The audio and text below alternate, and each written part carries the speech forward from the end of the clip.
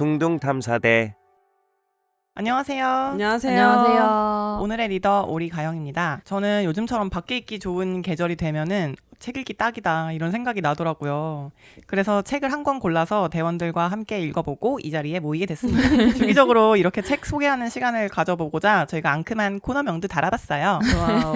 앞으로도 우리 둥둥탐사대와 함께 여러분의 책장을 하나씩 채워보시기를 제안드리면서 오늘 가져온 책은 몽테뉴의 좋은 죽음에 관하여입니다. 조축관. 이 책은 몽테뉴의 에세, 한국에서는 여러분들 수상록이라고 하면은 한 번씩 들어보셨을 텐데요. 에세의 총 3권 분량 중에서 죽음과 삶에 대한 내용만을 추려 담은 것이라고 합니다. 제가 요즘에 삶과 죽음이라는 키워드에 꽂히기도 해서 이 책이 여러모로 좀 크게 다가왔는데요. 우리 대원 여러분들은 어떻게 읽으셨을지 정말 궁금합니다. 우선 제가 여러분한테 이 책을 소개했을 때 책의 첫인상이 어땠나요? 처음 펼쳤을 때 인상은 어땠고 다 읽고 난 후에 감상까지도 들려주시면 감사하겠습니다. 일단 첫인상은 표지가 핑크색인데요. 그래서 골랐나? 근데 고른 건 수미님이에요. 아, 처음에 제가 후보를 맞아. 한 8권을 정하고 그 안에서 추리면서 3개로 최종 정하긴 했는데 네. 아무튼 그 8권에 처음에 이 책이 속하게 된 거는 표지 색깔도 물론 한몫했습니다. 그래요? 제가 이대 앞에 있는 밤의 서점을 종종 갔는데 거기에서 삶의 태도, 막 죽음 이런 거가 좀 몰려있는 책장이 있었어요. 네. 거기에 이게 덩그러니 있는데 핑크색이면 저도 모르게 이렇게 시선이 가는 거는 부정할 수 없다. 예쁘네 하면서 네. 이제 저도 처음 본 거는 실물로 본 게 아니라 가영님이 그 8권 책을 하나씩 캡처를 해가지고 추천사처럼 이렇게 막 쓰셨어요. 그러니까 여러분들한테 어쨌든 최종 선택권을 좀 투표를 받고 싶기도 했어가지고 중요한 키워드를 몇 개씩 적어서 네. 보여드렸었거든요. 맞아요. 거기서 그 최종 추천 그 탑 3가 있었는데 거기에 들어갔던 게 조축관 외에도 안녕이라 그랬어랑 자살의 언어였는데 이 추천책들을 보면은 약간 이별, 끝, 죽음 막 이런 게 연상되는 책 제목들이기도 하고 둥둥 녹음 때 추천해준 죽음의 수용소도 죽음을 앞에서 삶의 의미를 찾아가는 이야기잖아요. 그래서 되게 가영님 죽는 거 되게 좋아한다. 그래서 이 사람은 죽음이 가장 두려운 대상이라서 역설적으로 탐구하는 걸 좋아하는 건지 아니면 죽음을 찾아가는 그 안에서 삶의 의미를 찾는 사람인가? 가영님에 대한 궁금증이 생겼어요. 이야기하다 보니까 약간 가영님의 그 감상평이 됐는데 갑자기 폐해당하기. 아무튼 저축관의 첫인상은 약간 죽음이라는 무거운 키워드가 있잖아요. 근데 그거랑 다르게 말랑말랑하고 따뜻한 약간 책 표지가 있어가지고 약간 고무적인 메시지를 담고 있지 않을까? 여러분 심심하지 않나? 이렇게 생각했다가 추천해준 사람이 가영님이잖아요. 그리고 저자가 이제 몽테뉴니까. 네. 그래서 읽고 보니까 단순한 죽음에 관한 얘기가 아니었고 더 깊이 있는 내용이었습니다. 그래서 그 예리님이 그 죽음의 수용소에 대한 얘기를 해주셨는데 죽음의 수용소에서는 좀 죽음이 곁에 있지만 그 곁으로 가지 않기 위해서 좀 어떻게 하면 잘 살아갈 수 있는지 그 방법과 죽음이 언제 올지 모르지만 이제 내 생을 최대한 활용하는 방법에 대한 그런 감상이 있었는데 조축관은 전해주는 메시지는 비슷하다고는 느꼈어요. 근데 내가 죽음으로 간다. 내가 죽음으로 간다. 이제 뭐 죽음에 대해 생각하자. 죽음을 곁에 두자. 같은 이제 다른 관점에서 푼 점이 저는 좀 흥미로웠습니다. 맞아요. 예리님은 그럼 읽고 나서의 후기는 어때요? 책을 다 읽고 나서는 죽음을 바라보는 시선이 결국 지금 이 순간에 어떻게 살 것인가에 대한 해답을 좀 그리고 있는데 그 과정을 되게 여러 가지 생각을 담아내면서 풀어나가는 게 인상적이었고 가영님 추천할 때 그 핵심 문장을 하나 적어주셨어요. 그게 좋은 죽음은 결국 좋은 삶의 끝에 온다라고 써주셨는데 왜 이렇게 썼는지 알겠다라는 게 확실하게 느껴지는 부분이 있어서 가영님 감사합니다. 이러면서 읽었어요. 이게 예린님이 말씀해주신 죽음에 관심이 많나? 라는 것도 제가 늘 뭔가 인생을 탐구 대상으로 바라보다 보니까 삶의 사이클도 탐구하고 싶어지는 것 같아요. 죽음이 두려운 것도 부정할 수 없지만 어쨌든 뭘까라는 호기심에서 그렇게 된 것 같고 결국에 이거 탐구하는 사람들은 다 고만고만 비슷한 생각으로 출발하는 거구나. 그쵸? 네. 그런 생각이 들었고요. 저는 책 표지가 어쨌든 좀 발랄하게 요즘 스타일로 돼 있다 보니까 쉽게 읽을 수 있겠다 이런 느낌이었고 처음에는 저도 목차부터 이렇게 스르륵 봤을 때는 목차 장 제목이나 꼭지 제목은 그 현대의 그런 편집자분들이 맞아요. 달아준 거다 보니까 이게 되게 쉽게 읽히겠다라고 음. 또 생각을 했었거든요. 맞아. 그런데 원문은 거의 그 1500년대의 그대로의 그 번역본의 느낌이 훨씬 나는 것들이 있어서 어떤 문장들은 되게 여러 번 곱씹으면서 소화를 시켰던 기억도 있고, 네, 어쨌든 몽테뉴 혼자만의 생각이 아니라 이 안에 여러 철학자의 인용을 되게 많이 했더라고요. 그래서 죽음에 대한 여러 철학자의 그 생각 꽃다발 같은 느낌이었어요. 네.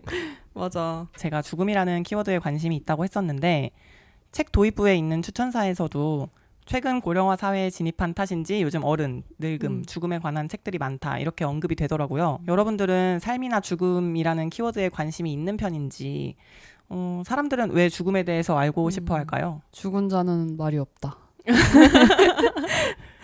그러니까 그 누구도 좀 죽음에 대한 경험을 정확하게 알 수 없기 때문이 아닐까요? 좀 뭔가 다른 경험들은 경험자들이 있는데 이제 죽음에 대한 그 완벽한 경험은 그 누구에게도 들을 수가 없으니까 더 궁금하면서도 두렵기도 하고 그런 미지의 영역인 것 같습니다. 뭔가 그게 삶에 대한 욕구가 엄청 표독스러울 만큼 높아져서 막 이런 느낌이라기보다는 생명은 다 점점 길어져 가는데 그만큼을 어떻게 다 채우면서 살아야 되나 이런 막막한 마음도 또 드는 것 같고 그러면서 편하게 죽고 싶다는 생각도 들면서 뭐 어떤 식으로든 아무튼 두려운 것이 제일 큰 이유가 아닐까라는 생각을 저는 했던 것 같아요. 책 내용 안에 고통, 수치, 빈곤 그리고 이와 비슷한 불행에 대해서는 경험하고 습관으로 들여 자신을 단련할 수 있다. 그러나 죽음은 단 한 번만 경험할 수 있는 것이라 죽음을 맞이할 때 우리는 모두 초심자일 수밖에 없다라는 그 문장이 있었는데요. 죽음 앞에서는 모두 초심자이기 때문에 사람들이 더 무서워하고 좀 깊게 생각을 하려고 하고 그런 것 같아요.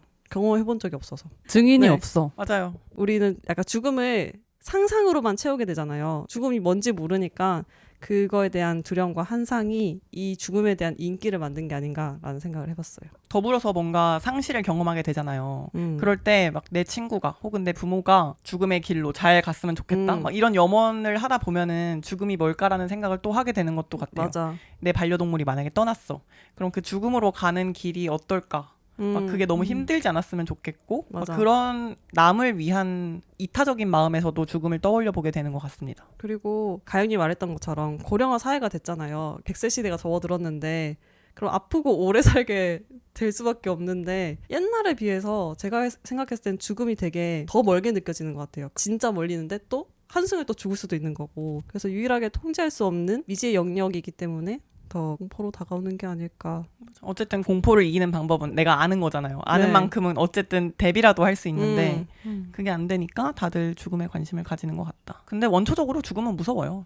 그 나도 맞아. 무섭지만 내 주변 존재가 사라진다. 이게 너무 무섭잖아요. 우리 어렸을 때부터도 부모님 막 껴안고 울고 그러잖아요. 죽음이라는 개념을 깨닫는 맞아. 그 순간에 무조건 한 번은 오열합니다. 사람들이. 제 주변에도 그 고통보다 내 존재가 허무하게 사라지는 게 무섭다는 친구들이 많거든요. 자신의 생각이나 영혼이 이렇게 없어져 버리는 그 느낌이 너무 무섭다고 하면서 그 말을 하면서도 막 무서워해요. 막 너무 무서워. 그래요? 이러면서. 네. 오. 근데 저는 또 반대로 제가 없어지는 거는 무섭지는 않거든요. 근데 저는 그 죽을 때 고통이 어떨까 이게 조금 무서워요. 그래서 뭐 숨이 끊어지는 그 순간이나 뭐 심장이 뛰지 않으면 이제 그 직전에 얼마나 아플까 그게 무섭습니다. 그래서 책 안에 읽다 보면은 몽테뉴도 그런 공포를 계속 가지다가 낙마 사고 후에 엄청 아프고 나니까 맞아. 생각보다 또 그게 엄청 고통스럽지 않았다. 상상하던 고통보다는 맞아. 내가 고통 한가운데에 있을 때는 그 고통이 그렇게까지 힘들지 않았다. 이런 말을 하더라고요. 맞아요. 진짜 크게 아프면 오히려 그 뇌가 신경물질들을 좀 차단해서 고통을 좀 덜 느끼게 되지 않나요? 고통 자체라기보다 그냥 잠자고.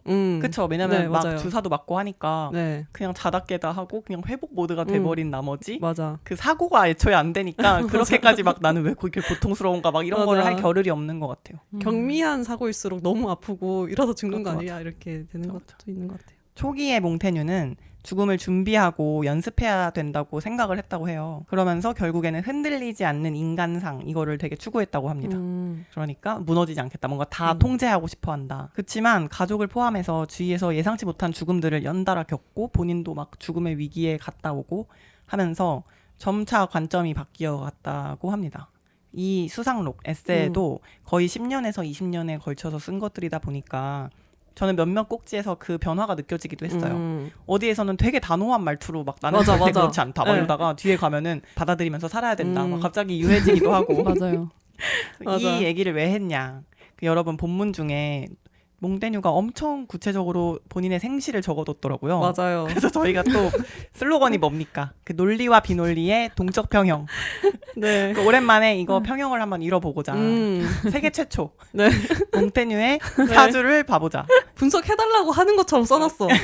맞아. 세 꼭지 중에도 네. 그게 있었어요. 그 사람에 대한 평가는 죽고 나서 뭐 이뤄지는 거다. 맞아. 마치 본인의 평가를 이거로도 봐달라는 양. 네. 몽테뉴님 보고 있어? 당신의 오행 예리님이 알려줄 거야. 책에 적혀 있는 바에 따르면 1533년 2월의 마지막 날 2월 28일 오전 11시에서 정오 사이에 태어났다고 적혀 네. 있네요. 예리님 해석 부탁드립니다. 이게 영아리. 일단 제가 책을 읽으면서 몽테뉴 생각에 대해서 공감 가는 부분이 많았고, 그러면서 테토적인 면모도 있고 살짝 또 뒤로 갈수록 애견적인 면모가 살짝 나왔다가 다시 또 테토로 돌아가, 약간 이런 느낌이 있거든요. 대부분은 좀 테토이지 않아요? 맞아요, 뭔가 맞아요. 이렇게 남들을 되게 깔봐. 그리고 네, 맞아요. 그래서- 나는 내 가족이 죽어도 슬프지 않다. 그래서 책을 보면서 이 사람은 병화? 아니면 무토이려나? 막 이러면서 봤거든요. 왜냐면은 에세이라서 그런 거기도 한데, 유난히 나라는 말을 많이 쓰고 나만큼 뭐 어떻게 한 사람이 없다.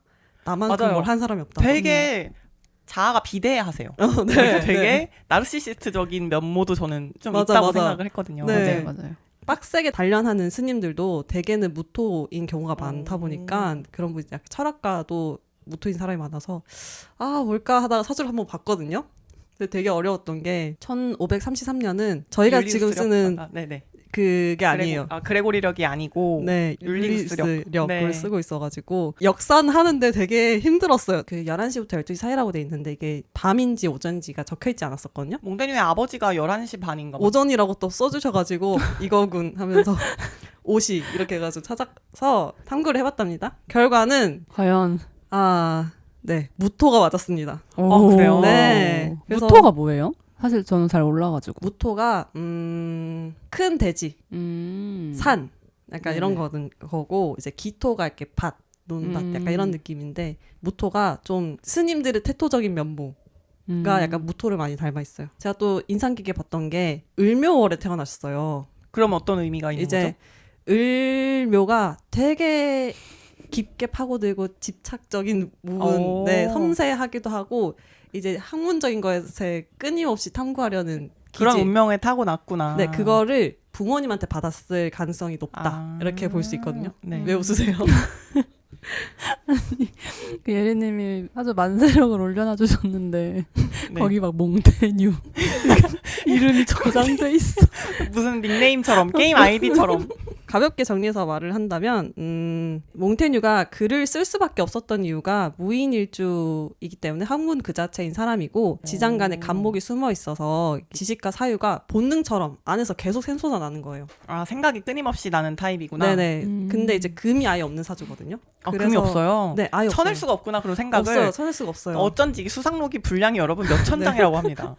이거를 네. 후세 사람들이 정리하는 것도 되게 힘들었을 거예요. 맞아요. 그걸 다 써냈구나 글로. 네, 다 써내고 이제 끝을 못 맺으니까 계속 수정하고 외부에 들어오는 것들이 무한히 쌓이고 주변에 다 나무밖에 없어가지고 그 살아나는 이분이 목이 좀 과다하시구나. 네, 그래서 쳐낼 수가 없는 거예요. 그래서 이럴 때는 또 몸에서 안 좋은 신호를 보내기도 하는데 그러니까 이게 또 억지스럽긴 하지만 몽테뉴 님의 신장 결석이 또 그런 영향을 또 네, 맞아요. 그럼 있지 않았을까. 저는 별자리를 조금 봤었는데요. 고전 점성술은 그냥 이거 율리우스력으로 볼 수 있지 않을까? 라고 검색을 해보니까 봐도 된다는 거예요. 와. 그래서 저는 그레고리력 환산 없이 어. 율리우스력으로 점성술을 살짝만 돌려봤는데 지금 현대 점성술로는 물병자리 이시고 물병태양 아무튼 거기에다가 달이 사수자리예요. 그래서 물병태양의 사수달 조합은 제가 MBTI적으로도 말씀을 드리면 제가 이분을 INTJ일까? 막 그런 TJ적인 성향이었을까? 왜냐면 네. 되게 통제하고 싶어하고 자기가 너무 오만하시고 너무 잘나셨어. 그리고 똑똑하셔. 그래서 맞아. 인티제에서 점점 갈수록 약간 인프피 같은 면모도 보인다고 생각을 했는데 실제로 물병태양이 NT 성향이 되게 강해요. 되게 탐구하고 싶어하고 근데 사수 다른 완전 FP예요. 완전 인프피, MFP 이런 느낌이어서 이것도 뭐 믿거나 말거나 약간 맞아 떨어졌다. 네. 그래서 되게 재밌었습니다. 재밌다. 나중에 갈수록 철든 현자의 좀 인프피 같은 모습으로 되지 않았나. 네. 맞아요. 그런데도 아무튼 기질은 완전 NT야. 너무 본인이 잘나셨어. 맞아요. 근데 그건 진짜 끝까지 놓지 않으셔. 맞아요. 이제 몽테뉴라는 사람을 어렴풋이도 아니야. 사실 거의 안 것 같지만 해체했어. 사실 난 다 알게 됐어. 친구다. 본격적으로 책에 대한 이야기를 나눠봅시다. 여러분들이 읽으면서 가장 마음에 들었던 문장이나 구절이 있다면 딱 3개 정도씩 소개를 해볼까요? 일단 저는 첫 번째로 제가 읽어드릴게요. 네. 얼마 전 누군가 내 원고를 뒤적이다가 내가 죽은 뒤에 사람들이 해줬으면 하는 일에 대해 적어둔 메모를 발견했다. 이 문장을 첫 번째로 뽑았는데요. 그 이유는 만약에 내가 죽은 뒤에 사람들이 나의 죽음과 뭐 나에 대해서 뭔가 해줬으면 하는 일이 뭘까라는 생각을 해보고 싶다라는 생각을 했고요. 요즘에 밈 중에 그런 거 있잖아요. 막 서로 뭐 지워주기 이런 거. 아, 맞아, 우리 맞아. 여자애들 꼭 DM 지워주자 막 이런 것도 있는데 챗GPT 네. 지워주자. 맞아요. 그리고 두 번째로는 많은 사람의 마음을 끌지도 못하는 예술에 왜 그토록 많은 공을 들이냐고 묻는 사람들에게 단 몇 사람이라도 아니 한 사람이라도 좋아한다면 괜찮다. 아니 아무도 좋아하지 않아도 괜찮다. 라고 대답한 이를 떠올려 보게. 이 말은 진실일세. 그대 자신과 한 명의 친구만 있다면 서로에게 그리고 그대 혼자라 해도 그대 자신에게 충분히 훌륭한 무대가 되어줄 걸세. 많은 사람이 한 사람인 것처럼 한 사람이 많은 사람인 것처럼 여기게. 이 문장인데요. 이쪽 일을 하면서 좀 모든 그 창작자들의 고민이라고 생각은 합니다. 근데 또 이 문장이 되게 이상적이긴 해요. 맞아. 어떻게 한 사람 나만을 위한 예술로 밥을 맞아. 먹을 수가 있겠어. 네, 맞아요. 하지만 이제 그런 창작자들에게 좀 필요한 맞아. 말이라고 생각이 들어서 가져왔고요. 요즘엔 좋아요니 공유순위 뭐 그런 지표로 움직이는 세상이다 보니까 내 작업을 할 때 기준이 내가 무엇을 하고 싶은지라기보다는 아 이거 사람들이 좋아할까? 이거는 반응이 좋을까? 뭐 이런 생각이 맞아. 먼저 들잖아요. 그래서 내 작업을 이룰 때가 많은 것 같아서 한 번씩 이렇게 되새겨보면 좋겠다라는 생각을 한 문장입니다. 그리고 마지막 세 번째로는 예배당 근처와 마을에서 사람이 가장 많이 왕래하는 장소에 묘지를 마련하여 백성과 여자들, 아이들이 망자 앞에서 겁먹지 않도록 죽음을 익숙하게 만들어야 한다. 유골이며 묘지, 장례 행렬을 계속 보게 하여 우리 처지를 망각하지 않게 해야 한다. 이집트인은 연회 후에 손님에게 죽음을 묘사한 거대한 그림을 보여주면서 이렇게 외치곤 했다. 마시고 즐겨라. 그대도 죽으면 이렇게 될 것이니. 이 문장을 가져왔는데 이걸 읽으면서 상상을 해봤어요. 영화 코코도 막 떠오르고 그런 죽음이 내 일상에 되게 친근하게 녹아있는 삶은 어떨까. 길 걸을 때도 뭐 꽃밭도 있고 그 옆에 뭐 묘지도 있는데 그게 으스스하지 않고 친근한 그런 일상을 한번 상상해 봤는데 재밌더라고요. 그래서 가져왔습니다. 저도 이런 게 되게 중요한 것 같아요. 맞아. 소아병동도 되게 귀엽게 꾸며놓고 어떤 분만실도 되게 따뜻하게 꾸며놓는다고 하잖아요. 죽음도 결국에는 무서운 일인 만큼 그거를 담는 공간, 그거가 치러지는 공간이 우리한테 좀 익숙해져야 되지 않나? 맞아요. 책 도입부에 보면은 몽테뉴가 왜 도시 사람보다 시골 사람들이 그리고 부자보다 뭐 빈자일수록 왜 죽음에 더 초연하고 익숙한지 맞아. 그런 궁금증이 있었다고 하는데 저도 갑자기 그 생각에 되게 공감이 가더라고요. 그러니까 결국에는 그런 서민적이고 조금 목가적으로 자연 친화적으로 사는 삶은 죽음이 그렇게까지 비극은 아닐 수 있겠구나. 맞아요. 그래서 수민님 생각에 되게 동의를 합니다. 맞아요. 이게 죽음 이후에 괴로운 거는 남겨진 사람들이라고 하잖아요. 그 남겨진 사람들이 죽음을 어떻게 소비하느냐에 따라서 죽음에 대한 인식도 다르게 바뀔 수 있는 것 맞아. 같아서 죽음 자체를 좋게 받아들이는 행위들이 많아졌으면 좋겠다라는 생각이 맞아. 들긴 했어요. 남미 같은 곳들은 장례식에서 노래도 하고 춤도 추고 하잖아요. 맞아요. 저도 그렇게 유쾌하게 마무리가 됐으면 좋겠다는 마음도 들어요. 그러니까 이미 내가 죽었는데 어떡할 거야. 맞아. 더 울어봤자 늙 늙기만 하지. 너네는 오래 살아야지. 이런 마음도 들고. 울면 못생겨지잖아. 얘들아 눈물 닦아. 수미님 그 처음에 말해줬던 것 중에 내가 죽은 뒤에 사람들이 뭘 해줬으면 좋겠다라는 일에 대해 막 적어놨다고 했잖아요. 클로드한테 입력을 해놔야겠다라는 생각을 했어요. 내가 죽어서 이게 너에게 알람이 가면 나의 모든 것을 지워라. 아, 자폭해라. 네, 자폭해라. 그런 생각하면서 또 들었고 책 안에는 좋은 내용이 되게 많았는데 처음에 가장 인상 깊었던 게 도입 부분에 있었던 것들 중에 하나인데요. 이제 죽음만큼은 결코 피할 수 없다. 그리고 거기서 연결되는 또 다른 문장이 있는데 우리 인생길의 마지막 목적지도 죽음이다. 그곳은 우리네 운명이 필연적으로 도달해야 하는 곳이다. 라고 이렇게 써져 있는 두 문장이 좀 연결되는 것 같아서 가져왔어요. 하이라이트 하고 제가 메모를 써놨는데 우리에게 필연이 있다면 그건 죽음밖에 없을 것 같다. 이렇게 써놨어요. 우리한테 정해진 운명은 죽음밖에 없지 않을까? 라는 생각을 하면서 읽었던 문장입니다. 저축관 안에는 다른 철학자의 말을 인용한 문장들이 되게 많은데요. 그 중에서도 이제 호라티우스의 서간시와 송가를 많이 인용을 하긴 했어요. 특히 서간시를 가장 많이 인용했던 것 같은데 그 중에 두 문장을 가져왔어요. 하나는 나의 결점이 내 마음에 들거나 나를 착각하게 할 수 있다면 현자가 되어 괴로움 속에서 허우적대기보다 미치광이나 무능한 사람으로 보이는 편이 더 낫다.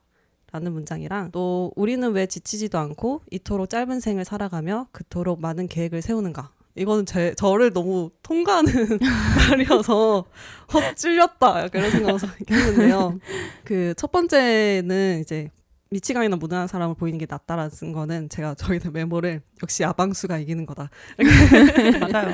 바꿀 수 없는 거에 대해서 계속 골몰해봤자 네. 나만 못생겨져 그냥. 맞아. 그래서 그냥 머리 벅벅 긁으면서 어쩔 수 없지. 아방수 대기. 그래서 옛날에도 저 전략이 통했다. 그랬군 이런 생각도 들었고 두 번째는 그러니까 머리가 띵하긴 했는데 그럼에도 계획이 있어야 안심이 되니까 생이 짧음에도 계획을 세우는 거는 불안하고 나약한 인간의 인간식 생존법인 것을 부정할 수는 없지 않나? 그래서 약간 반발심에 또 하이라이트 했네요. 저는 이 책을 읽으면서 이제 네. 이게 되게 옛날 사람이잖아요. 근데 또 어떤 구절에는 뭐 나는 39세인데 나는 내가 다 되게 살았던 것 오래 같다고. 살았다고 맞아, 생각한다. 맞아. 막 이런 저는 글이 그거 있는 거예요. 보고서 그 시기에 평균 수명 막 검색했었어요. 근데 맞아. 이미 60년, 70년 사는 사람들도 있었대요. 아 그래요? 네. 저 시대 때는 39살이면은 죽기 직전 나이인가? 막 이 생각을 했거든요. 그리고 우리랑 나이 차이가 얼마 안 나. 그러니까 그래서 막 나도 이제 산송장이고 막 수민이 가끔 할미가 또 이렇게 네. 얘기를 하잖아요. 그래서 그것도 몽땅이다. 그래서 몽땅이시다. 여기서 뭐 이토록 짧은 생을 어쩌고 하는데 솔직히 인간 깁니다. 인간 생이 너무 길어요. 맞아 반발심 들죠. 네. 맞아요. 그런데 네. 이 부분도 뒷부분에 가면 그리고 자기 본인도 이제 너무 많은 계획은 필요 없지만 어쨌든 자기를 계속 단련해야 된다는 말을 놓진 않았던 거 보면은 네. 결국 밸런스겠죠. 뭐. 맞아요. 또 다른 문장이 있는데요. 이거는 약간 저를 위한 문장 같아서 다른 분들에게도 도움이 될까 해서 가져왔어요. 첫 번째는 스스로를 다스릴 줄 모르면서 자신을 믿는다는 것은 있을 수 없는 일이다. 홀로 있을 때도 세상 속에 있을 때처럼 실수를 할 수 있고 자기 자신 앞에서도 실수하지 않을 때까지 스스로를 부끄러워하고 존경할 수 있을 때까지 그대 마음을 고결한 형상으로 가득 채워보자. 이런 문장이 있었고요. 또 무릇 일이란 건강한 생태를 유지하는 데 필요한 만큼만 아니면 저 반대편 극단에 있는 무기력하고 나른한 나태가 불러오는 불편함을 면할 정도만 해야 한다. 이 두 가지가 너무 약간 울컥하는 문장이었거든요. 첫 번째 문장은 제가 요새 번아웃이 좀 심하게 와가지고 힘들었는데 제 상태를 약간 되돌아보게 해주는 문장이라서 힘이 났고 이 문장 보고 정신이 좀 돌아왔어요. 실제로. 정신을 차렸어. 두 번째는 번아웃에 이어서 일을 대하는 나의 태도랑 내 리소스 분배를 어느 정도까지 해야 되지? 이게 일과 삶의 균형을 어느 정도로 줘야 되나라는 기준을 좀 다시 세우고 싶다라는 생각을 했는데 그거에 대한 일부 답을 이 문장을 통해서 찾은 것 같아서 하이라이트 해두었습니다. 역시 프랑스 사람 다 와요. 근데 그쵸? 프랑스인들은 정말 일을 파업도 많이 하시고 라이프 밸런스를 되게 잘 챙기잖아요. 맞아요. 좀 배웠으면 좋겠다 우리나라가. 맞아요. 확실히 이번에 5월에 연휴가 길었을 때 국내에 되게 많이 여행을 가고 네. 막 그 내수가 되게 활발해지는 느낌을 받았잖아요. 네. 사람들이 역시 일을 너무 많이 해서 못 놀았던 거야. 그 생각이 들었어요. 일을 조금 다 같이 적게 하자. 네. 누구만 적게 하면 걔만 바보 되니까. 그니까 다 같이 조금 적게 하자. 제발 주 4일째 하자. 제발 공평하게 일하자. 맞아요. 네, 죽음에 대한 생각의 전환을 해볼 수 있는 문장인 것 같아서 두 개를 뽑아서 가져왔어요. 하나는 죽음은 우리가 죽을 때도 살아있을 때도 우리와 상관이 없다. 살아가는 그대가 살아있기 때문에 죽어서는 그대가 더는 존재하지 않기 때문에 라는 문장이 있었고요. 또 하나는 그대가 향유하는 모든 것은 생명에서 가로챈 것이며 그 희생으로 이루어졌다 라는 두 문장인데요. 죽음은 정말 우리 생에서 생각해보면 전혀 상관없는 실체가 없는 환상인 게 맞는 것 같다라는 생각이 또 들기도 하고 죽음을 상상함으로써 삶을 닦아내는 도구의 역할을 하고 있을 뿐이 아닌가라는 또 메모를 남겼었고요. 두 번째는 요즘에 내 생은 죽음 위에서 살아있다라는 생각을 되게 많이 하게 되는데 그걸 다시 한번 느끼게 해줬고 이게 1500년 전에도 좀 유의미한 내용이었구나라는 생각이 들었어요. 그럼 마지막으로 제가 책갈피 해둔 문장을 소개하려고 하는데 일단 첫 번째는 우리는 악보다는 무의미로 가득 차 있고 불행하다기보다 비루하다 라는 문장입니다. 생각해보면 우리 삶에 드라마틱한 사건, 어떤 억가고 내가 너무 힘들고 그런 날들보다 사실은 무의미하게 흘려보낸 날들, 그럼으로써 나를 자책하는 날이 맞아. 훨씬 많은 거를 상기할 수 있었어요. 당연히 내가 친구들을 만나거나 일기에 악에 받쳐서 쓴다거나 하는 날들은 억가당하고 그런 날이겠지만 맞아. 그게 깊게 상처를 남겨서 그렇지 빈도로 따지면 사실은 그냥 아무것도 안 한 날이 더 많다. 맞아. 그러니까 1년에 한심하게 보는 날. 네. 맞아, 맞는 말이야. 그래서 그것 때문에 갑자기 맞다 그 생각이 들었어요. 저는 힘든 날만 일기를 쓰거든요. 그럼 힘든 날 콜렉터가 됐네. 근데 가영님 말이 맞는 게 한 해 하나 막 아, 그치. 하루 이틀 3일? 네. 맞아요. 다 합쳐도 맞아. 1년에 진짜 한 달이 안 돼요. 그러니까 그 나머지 날들은 그냥 비슷비슷한 하루 네, 내지는 제법 그냥 괜찮은. 누워서 릴스 본 하루. 그래서 나를 좀 다잡자라는 생각을 할 수 있었고요. 두 번째는 두 가지 문장을 연결을 했는데요. 일단 첫 번째는 진정한 자유를 누릴 수 있는 자기만의 작은 방을 마련해 두어야 한다 라는 문장이었고 그거랑 연결되게 홀로 있는 삶에 대한 취향이 바로 야망이라고 말하고 싶다. 그러니까 되게 혼자이고 싶다는 거죠. 네. 그러면서 사람들 틈에 있을 때 전염은 매우 위험하다. 그 수가 많다고 해서 악한 자를 모방하면 그들 닮아갈 위험이 있고 우리랑 다르다 해서 악한 자를 증오하면 너무 많은 사람을 증오할 위험이 있어서다. 그게 되게 마음에 남았어요. 맞아. 일단 인간은 고독해야 멋지다는 생각을 공고하게 해주는 구절들이었고요. 자기만의 작은 방이라는 표현에서는 버지니아 울프가 생각나기도 했어요. 왜냐면 조금 결이 다르지만 결국 비슷한 거는 인간이라면 또 여성이라면 특히나 자기 혼자서 틀어박혀서 골몰하고 나만의 거를 마음껏 생각할 공간 그리고 시간 이런 게 필요하다는 생각이 들었고 두 번째의 그런 전염, 대중 속에 있을 때의 부작용이라고 할까요? 사람들 틈에 있을 때 해로운 점은 쓸데없는 악을 너무 인식하게 되는 것 같다, 역시. 맞아요. 네, 그런 악한 사람들이 만약에 많은 공간에 갔을 때 나도 저렇게 살아야 되는 거였나? 사실 내가 좀 너무 헛똑똑이 같이 그렇게 살았나? 이런 생각을 쓸데없이 하게 되고 맞아요. 아니면 그 사람들을 너무 혐오하자니 거기에도 되게 많은 에너지가 쓰이는 맞아요. 일이잖아요. 네. 그런 생각이 들었고 그 다음에 소개할 구절이 이걸 딱 치료를 해줍니다. 악하지만 꿋꿋한 사람은 자기를 방어할 준비를 할 수는 있겠지만 절대로 내적인 자기 만족은 느낄 수 없다. 이렇게 썩어빠진 시대에 세상에 물들지 않고 스스로를 지켜냈다고 자부할 수 있다는 건 결코 하찮은 만족감이 아니다 라는 문장이었습니다. 그래서 세속적이게 타락한 그런 자기를 막 다른 사람들은 다 이래 다 이렇게 살아 이런 식으로 타협하고 사는 모습을 저는 종종 봤어요. 맞아. 그런 비겁함보다는 역시 조금 모자라도 스스로 떳떳하게 사는 게 죽을 때 안 후회하겠다 그렇게 생각했습니다. 다음으로는 또 두 파트를 묶어서 소개하고 싶은데요. 이거는 한 구인데 내가 믿는 것이 아닌 내가 경험한 것 이라는 거. 다음 문장은 육체를 경시하는 자가 있다면 그 사람의 머릿속에 있는 생각이며 잡념에 대해 이야기하라고 해보라. 먹는 데 쓰는 시간이 아까워 잘 차려진 식사도 거른 채 골몰하고 있는 그 생각을 말이다. 그러면 그의 영혼이 하는 이야기가 식탁 위에 어떤 음식보다도 더 싱겁고 맛없다는 사실을 알게 될 것이다. 제가 어릴 때는 정신적이고 관념적인 거에 좀 매료되면서 육체, 막 신체로 누구나 느끼고 행하는 거를 되게 단순하고 동물적으로 여겼었거든요. 이 이야기를 다른 회사에서도 했던 것 같아요. 맞아요. 네, 했어요. 어릴 때는 좀 그런 막 몽상하고 이게 되게 대단한 거라고 생각을 했는데 스스로 내가 생각이 제일 많고 누구나 자기가 맞아. 자아가 비대해지는 그때가 있잖아요. 사춘기의 진화 형태 맞아요. 보면 되죠. 약간 사실 나도 아직 원숭이 상태인데 되게 내가 고능하다고 느끼는 맞아. 그 우매함의 봉우리에 솟는 그 순간이 있잖아요. 맞아요. 그래서 이 부분을 읽고는 역시 생각하고 믿는 거랑 실제로 행하고 경험하는 거는 되게 다르다. 맞아. 그러니까 탁상공론도 결국에는 이런 느낌이잖아요. 공부만 한 사람들은 실제를 잘 몰라. 맞아. 그래서 생각만으로는 다 알 수 없다라는 교훈과 그거랑 동시에 골몰하는 것과 동시에 내 몸을 돌보는 거 이 밸런스를 좀 새길 수 있었습니다. 몽테뉴를 비롯해서 많은 철학자들이 비슷하게 말을 하죠. 삶은 나를 알아가는 과정이라고. 어쩌면 죽는 날까지 우리는 나 자신에 대해서 다 알지 못할 수도 있을 것 같아요. 지피지기라고 하는데 나를 다 모르면 남은? 세상은 어떻게 알아? 맞아. 그러니까 그 두려움 때문에 더욱 스스로를 일단 끝까지 탐구하려는 그런 자세를 견지하는 거 아닌가 싶고요. 인간은 과연 자기 자신을 객관적으로 알 수 있을까요? 우리 모두 30대인데 네. 여태 여러분이 걸어온 삶의 발자취에 그 비추었을 때 스스로를 다 안다고 생각했다가 나도 모르게 똑같이 저지르고 큰 코 다치는 어떤 패턴이 있는지 궁금해요.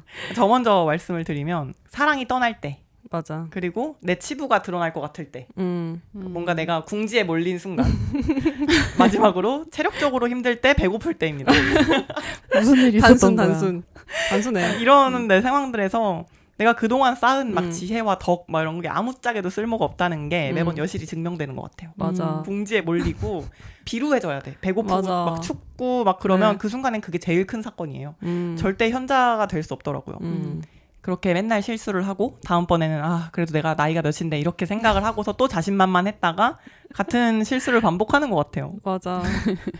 여러분들은 어때요? 스스로를 다 안다고 확신하는 그런 오만한 마음이 드는 순간이 타인까지 다 안다고 착각하는 순간들인 것 같아요. 내가 날 너무 잘 아니까 남들도 이제 내가 다 파악했다? 뭐 사랑뿐만 아니라 다른 관계에 있어서 나는 변함이 없는데 상대방이 변했다고 느끼는 것들이 있잖아요.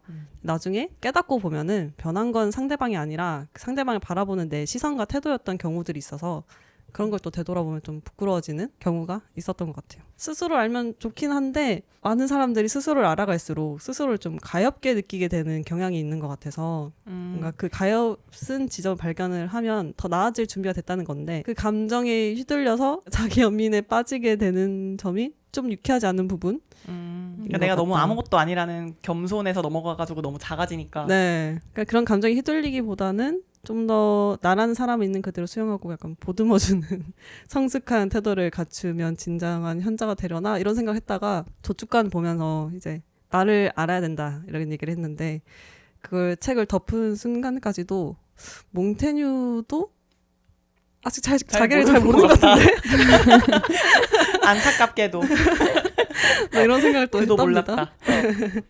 메네라 몽테뉴. 몽테뉴 메네라 썰. 저는 이제 가영님이 주신 질문을 들으면서 내 얼굴이랑 내 목소리도 내가 나를 진짜 똑바로 남이 보는 것처럼 볼 수가 없잖아요. 맞아요. 그러니까 그런 뭐 표면적인 부분에서부터 나 자신에 대해서 다 알지 못할 수도 있을 것 같다라는 말에 약간 힘을 실었고요.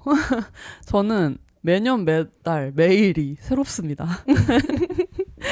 저도 그 중2병 사춘기 말고 20살 중후반 때쯤에 나 이제 좀 나를 웬만큼 알았어.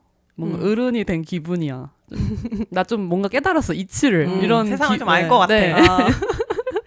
그런 생각을 했었는데요. 왜 그랬을까 생각을 해보면 그때 나이가 뭔가 취향이 제일 뚜렷했던 시기였고 좋고 싫음도 진짜 분명했고 뭐 이거 멋있다 저거 구리다 이런 기준도 되게 빡셌었어요.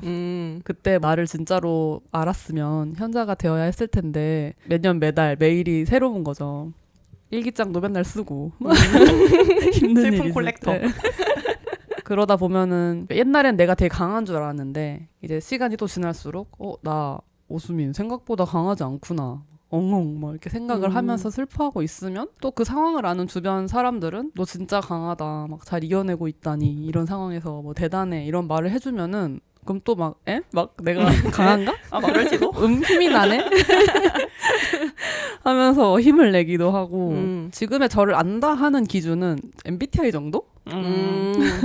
제 MBTI를 이제 강점 말고 약점 기준으로 나열을 해보자면은 뭐 나는 정리에 약하다. 계획 세우는 것에 약하다. 그러니까 이 부분에 좀 더 뇌에 힘을 주자. 이런 부분을 알게 된 거.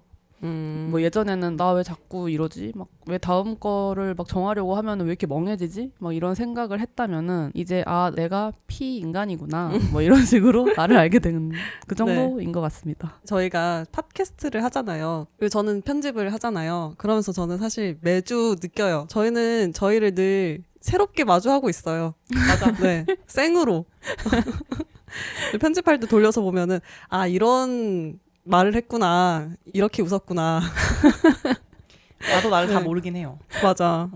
내가 누굴 지적할 위치가 아니다. 그런 생각을 들기도 하고 맞아. 더 열심히 알아가 봐야겠죠. 네. 갑자기 겸손해진 둥둥. 이 책의 기획 자문을 맡아주신 정재창 교수님의 추천사를 보면 초반에 예리님이 제가 요약해서 적어놓은 글귀라고 했던 게 책 초반부에 나오는 추천사에 있는 글귀였는데요. 좋은 죽음은 되게 좋은 삶의 끝에 온다. 이 말 있잖아요. 좋은 죽음이라는 단어가 주는 그 좋은 느낌. 그것 때문에 이 책을 짓게 된 것도 커요. 네. 왜냐하면 좋다라는 것과 죽음이 함께 있을 때에 오는 그 역설적인 느낌이 저한테 호기심을 불러일으켰거든요. 네. 다 읽고 나서도 여전히 내게 있어서 좋은 죽음이란 뭘까? 이거를 고민하게 되더라고요.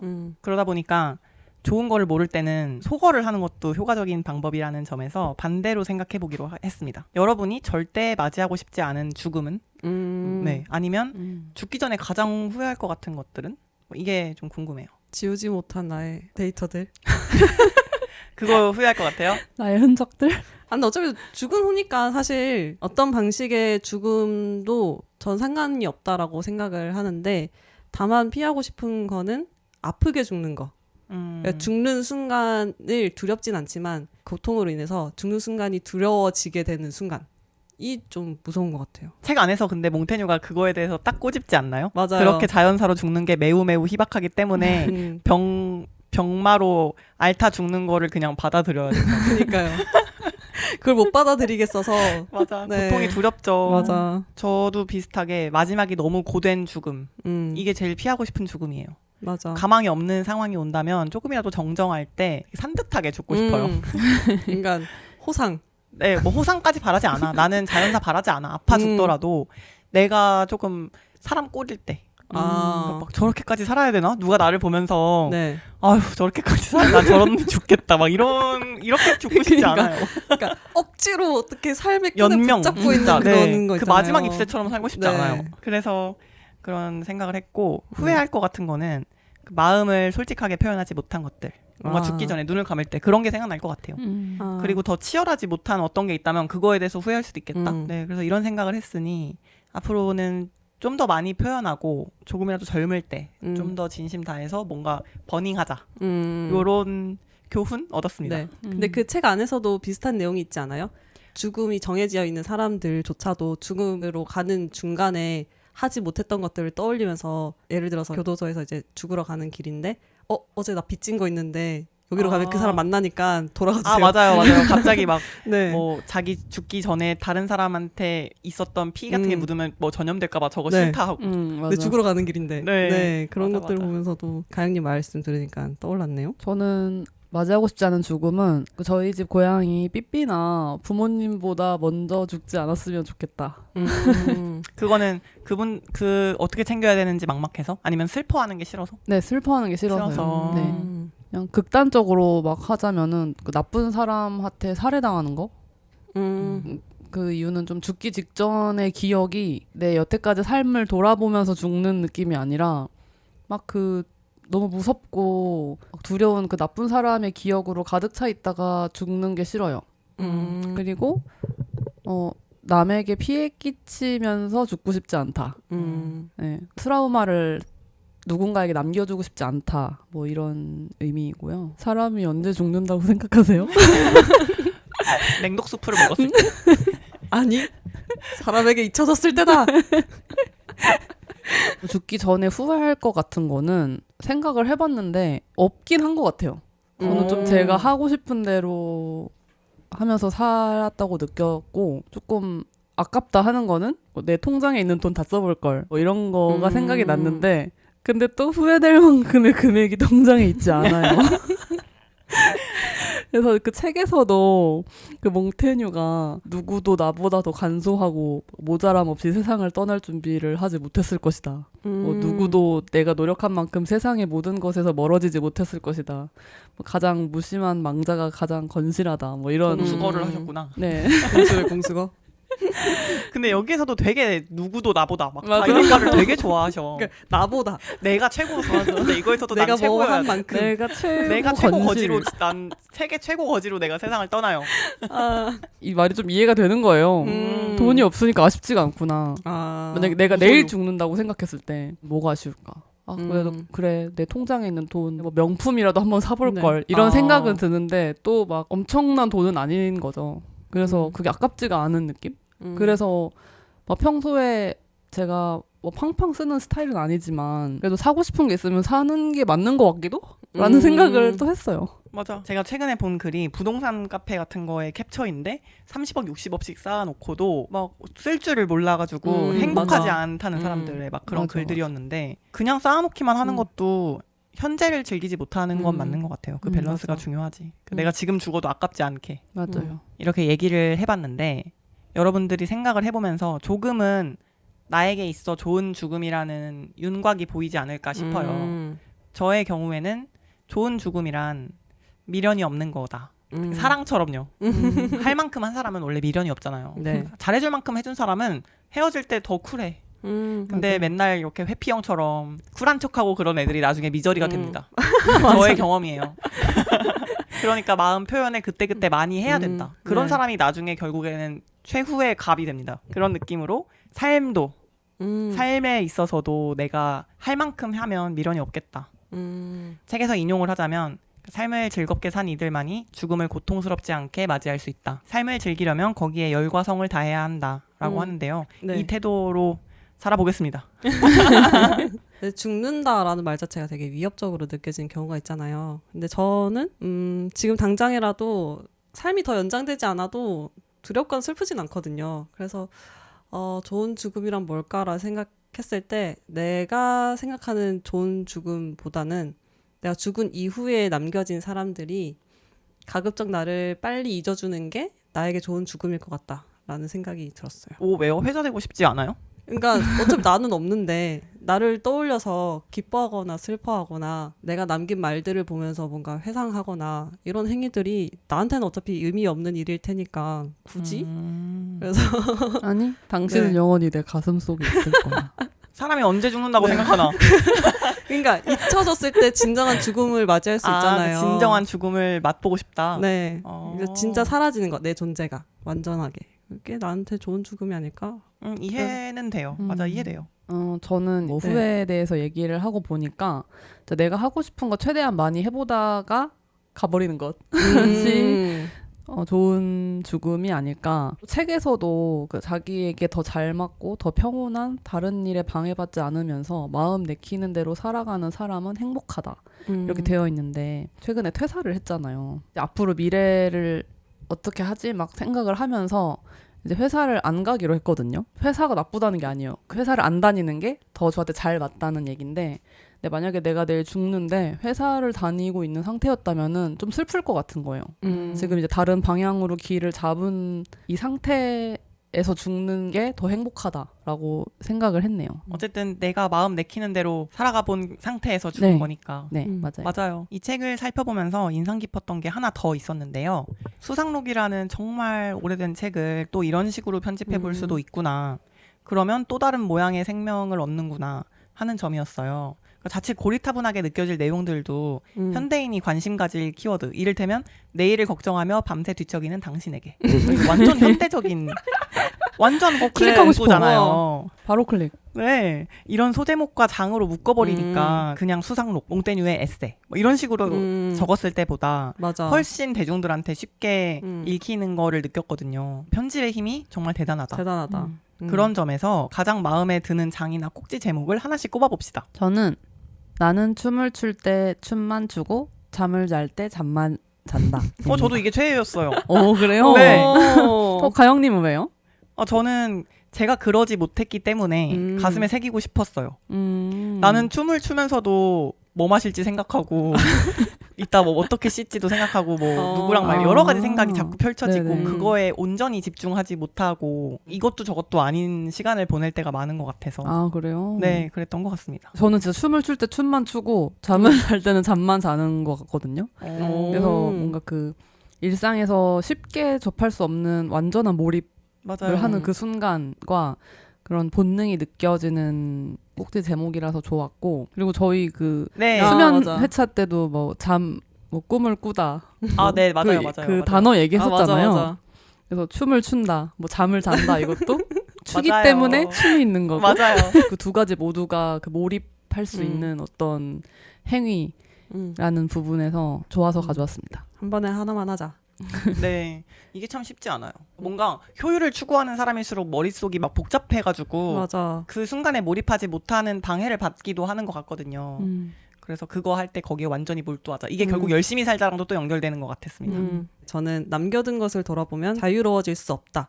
라는 그 소제목이 가장 인상 깊게 남았어요. 특히 과거를 반추하면서 후회에 빠지시는 분들이나 완벽주의 때문에 스스로를 달달 볶는 분들에게 이 구간을 꼭 추천하고 싶었어요. 과거를 돌아보는 습관이 성장의 밑거름이 되기도 하지만 때로는 나를 나아가지 못하게 붙잡는 족쇄가 될 수도 있다는 거. 그리고 이미 남겨두고 온 것들에 대한 미련을 버려야만 비로소 현재의 내가 진정한 자유를 얻고 다음 단계로 나아갈 수 있다는 메시지를 얻을 수 있었고, 이걸 가장 잘 담은 소제목이었어요. 제가 이 이야기를 왜 나눠보고 싶었냐면 저희 안에서 토너먼트로 최고의 꼭지 제목을 뽑은 다음에 그거를 이번 회차 제목으로 해버릴까? 이런 생각도 했었거든요. 오. 근데 저희가 두 명이 어쨌든 춤춤 잠잠을 꼽았기 때문에 네. 일단은 이거를 좀 염두에 두겠습니다. 과연 좋아요, 어떤 좋아요. 제목으로 나가게 될지. 이게 한 3시간짜리 팟캐스트였다면 더 많은 이야기를 나눌 수 있었을 텐데, 그렇지만 여러분의 궁금증을 위해서 이 정도에서 끊는 걸로 하고 마지막으로 이 책을 추천한다면 어떤 분들께 도움이 될 것 같나요? 머릿속에 고민이 많고 막 복잡한 그런 분들에게 추천을 하고 싶은데요. 제가 책을 사온 날 마음이 어지러운 일이 있었습니다. 둥둥 단톡방에다가 막 얘기를 했어요. 나 지금 이런 상황이고 어쩌고저쩌고 하니까 가영님이 언니 빨리 조축사 읽어. 그거 읽으면 초연해지니까. 그랬는데 진짜 맞는 것 같아요. 정말 약간 맞아. 맞아요. 다 죽는 때고. 꼭 그게 부정적인 건 아니지만 조금 네. 나를 객관적인 렌즈로 바라보는 맞아요. 느낌이라고 해야 맞아. 되나요? 그 셀카 렌즈에서 갑자기 외부 렌즈가 되면서 갑자기 정신이 살짝 차려지는. 어쨌든 뭐 네. 제가 가진 고민이나 여러분들이 가진 그런 문제에 대한 현실적인 해결책을 제시해주지는 못하겠지만 그냥 마음이 약간 현자 모드가 되긴 합니다. 막 모든 게 더 없다. 그냥 하고 싶은 대로 하자. 그게 흑역사일지라도 그냥 내가 하고 싶은 대로 해. 막 이렇게 되고 엄마한테 읽어보라고 하고 싶은 거예요. 빨리 죽으라고 막 추천해주는 걸로 오해할 수도 있을 것 같긴 한데. 너 지금 이게 무슨 뜻이니? 좋은 죽음이라니? 좋게 죽을게. 엄마 너한테 민폐 안 끼칠게. 저번 주에 이제 어버이날이기도 했고 되게 뜨문뜨문 엄마를 그쵸. 만나면서 엄마가 늙는 게 보이잖아요. 엄마가 점점 늙으면서 어떤 생각을 하는지, 이 책에 공감을 하는지 아니면 이미 이 책처럼 생각을 하고 있는지 그런 게 좀 궁금했고, 그리고 어쨌든 엄마가 죽기 전까지 행복하게 살았으면 하는 마음에 추천하고 싶은 사람 엄마? 저도 엄마한테 추천을 하고 싶었어요. 이게 부모님들은 저희보다 더 가깝게 죽음에 대해서 생각을 하실 거잖아요. 주변 형제들이나 부모님들이 여의기도 돌아가시는 하고, 경우도 맞아요. 하고 좀 더 죽음에 대한 체감을 많이 할 것 같아서, 또 엄마가 그런 거에 대해서 고민을 되게 많이 하시더라고요. 후회도 많이 하시고 남겨진 사람으로서. 그래서 이 책을 추천하고 싶었는데 엄마의 그런 상태를 보고 제가 엄마한테 이미 우리는 모두 죽는다는 것을 기억하라라는 책을 줬거든요. 근데 또 여기서 이것도 엄마가 읽어봐야 된다 하고 또 이걸 주면 너무 겹쳐서. 너 나보고 죽으라는 거니? 오해할까 봐. 그러니까 내가 죽으려고 준비한 줄 알까 봐. 쉽게 추천을 못 하겠다라는 생각을 그냥 하고 베스트셀러이기도 하고 요즘 네. 이런 거가 웰니스의 하나래. 잘 살기와 네. 잘 죽기가 하나래 막 이렇게 잘 포장을 합시다, 여러분. 좋아요. 부모님한테 추천해 주는 거 되게 좋은 생각인 것 같아요. 저는 뭐 큰 변화 앞에서 두려운 사람들, 죽음 앞에서 두려움을 느끼거나 최근에 상실을 겪은 분들. 왜냐면 삶은 원래 흔들리고 원래 유한하다.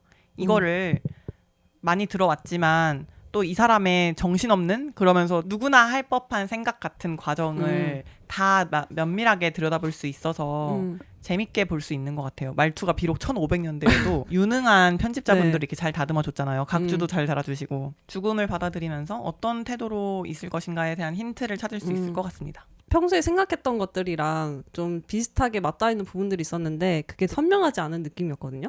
맞아, 근데 맞아. 그거에 대한 해상도가 높아지는 경험을 했어서 가은님 말씀하신 그런 분들은 한 번씩 진짜 읽어봤으면 좋겠어요. 그리고 또 위로가 됐던 거는 어쨌든 막 세상은 불공평하다 이런 생각도 자주 했었던 것 같은데 삶과 죽음 앞에서는 정말 모두가 평등하다 이거가 좀 위로가 또 됐던 것 같아요. 가영님이 예전에 기세 편에서 잘 사는 사람이든 못 사는 사람이든 집에 가면 엄마한테 맞아. 18원 형광등 아래에서 엄마한테 등짝 맞을까봐 막. 부자들은 18원 형광등 근데 안 그거 써요. 저는 그런 줄 알았거든요. 근데 외국 밈 보니까 부모님이 선호하는 등 막 이러면서 집에 되게 예쁜 조명 비싼 거 다 깔아놨는데 갑자기 파란 등 켜가지고 막 아, 그래요? 근데 쪼그라드는 밈이 맞아. 공감을 얻더라고요. 네. 그래서 다 그렇구나. 다 그렇다.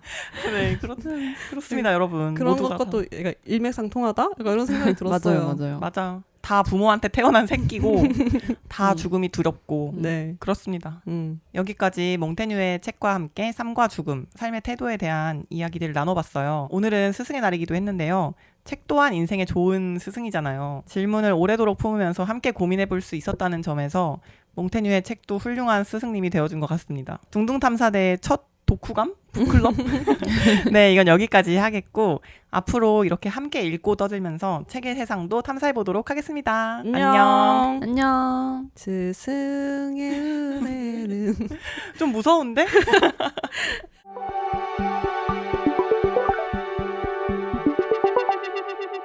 둥둥 탐사대